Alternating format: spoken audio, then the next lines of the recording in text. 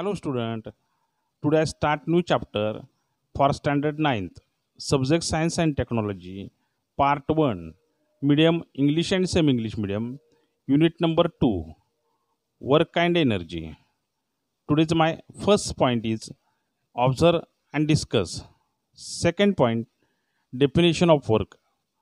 And third and last point, unit of work. Thank you. Unit number 2, work and energy. Main points of this chapter: work, energy, mechanical energy, law of conservation of energy, free fall. Observe. In first picture, a girl writing in her notebook. Second picture, a boy playing with a ball. In third picture, a girl operating a remote. And in fourth picture, a person walking with a bag on his shoulder. Can you tell in which of the pictures above has work been done? In all these cases, work is done. From scientific point of view, when do we say that no work has done? If the displacement of the body is zero, or if the displacement of the body is perpendicular to the force, or if there is no net force acting on the body, then the work will be done is zero. Generally, any mental or physical activity is referred to as a work. When we walk or run, the energy in our body is used to do necessary work. We say that a girl who is studying is working or performing work, but that is mental work. In physics, we deal with the physical work. Work has a special meaning in physics. Definition of work. Work is said to be done when a force applied on object causes displacement of the object.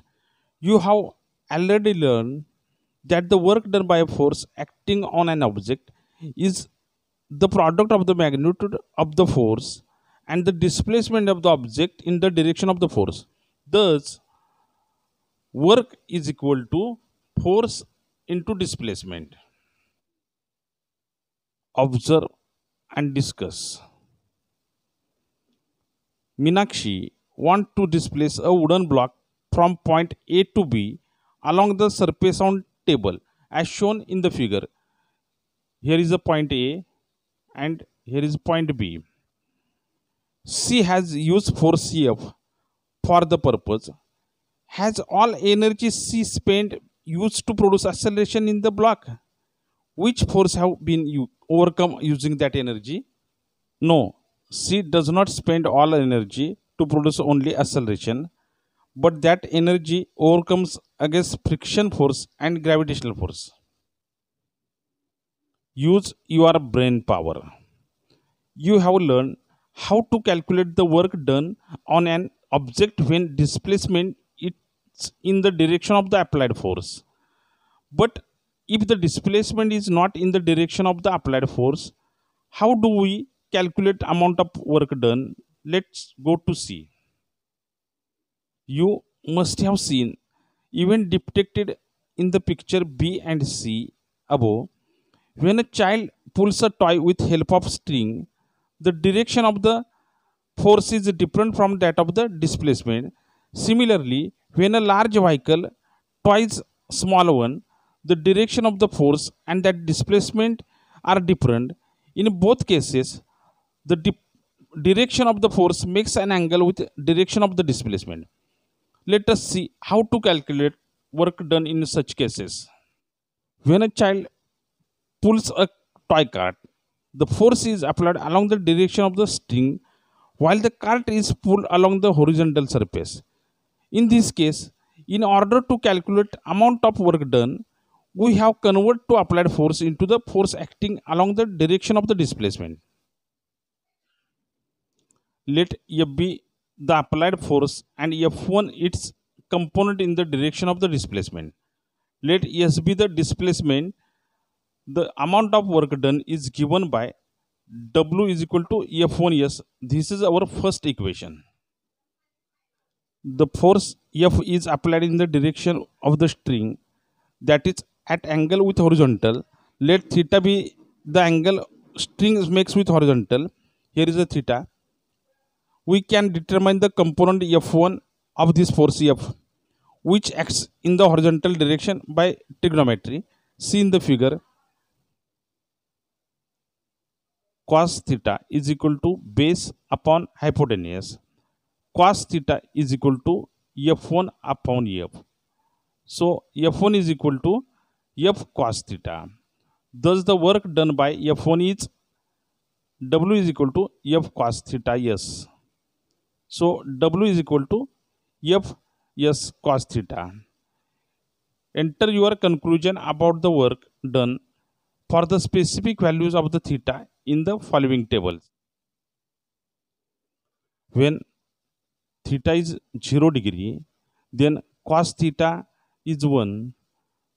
Put this value into this equation. W is equal to Fs cos theta. So W is equal to Fs into 1. Therefore, W is equal to Fs. Conclusion of this equation. In this case, the work done by the force is positive and maximum because the force and displacement have a same direction. Then theta is 90 degree. Then cos theta is 0. Put this value into W is equal to Fs cos theta. Then W is equal to Fs into 0. So W is equal to 0. Then conclusion of this equation. In this case, the work done is 0 because the displacement is perpendicular to the force. Third, then theta is 180 degree. Then cos theta is equal to -1. Put this value into this equation. W is equal to Fs cos theta. So W is equal to Fs into -1. Therefore, W is equal to minus Fs. Conclusion of this equation. In this case, the work done is negative and minimum as the displacement in the direction of opposite to that of the force. Unit of work. Work is equal to force into displacement. In SI system, the unit of the force is Newton and unit of displacement is meter. Thus, the unit of the work is Newton meter. This is called joule. In CGS system, the unit of the force is dyne and that of the displacement is centimeter. Thus, the unit of the work is dyne centimeter. This is called an erg. Relation between joule and erg. We know that 1 Newton is equal to 10 raised to 5 dyne and 1 meter is equal to 10 raised to 2 centimeter. Work is equal to force into displacement. So 1 joule is equal to 1 Newton into 1 meter. So 1 joule is equal to 10 raised to 5 dyne into 10 raised to 2 centimeter. So 1 joule is equal to 10 raised to 7 dyne centimeter. So last equation is 1 joule is equal to 10 raised to 7 erg. This is a relation between the joule and erg.